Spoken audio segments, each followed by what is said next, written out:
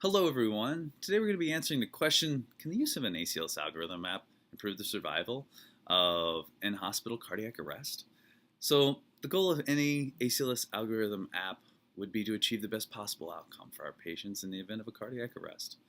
Um, the algorithm works through a series of responses to discrete clinical events.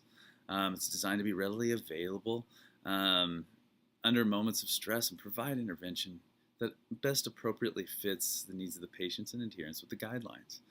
A recent study showed the records of, or did kind of a case review of 149 patients that experienced in-hospital cardiac arrest. The goal is to better understand the association between kind of overall adherence to the ACLS protocols and successful return of spontaneous circulation, ROSC. So they did a retrospective chart review which examined 75 patients who had return of spontaneous circulation and 74 patients who did not survive. The results clearly showed that adherence to the ACLS protocol positively correlated with the return of spontaneous circulation. No real surprise there. We know that we're supposed to be kind of following and getting with the guidelines, so to speak.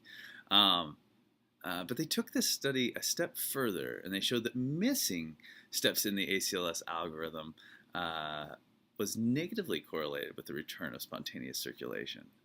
And incorrect interventions actually negatively correlated with outcomes, so had an actual negative outcome, which is actually a pretty big deal. That means as healthcare providers, in acute situations, we can simply follow the guidelines that have been established rather than deviating and going from memory in those high stress times.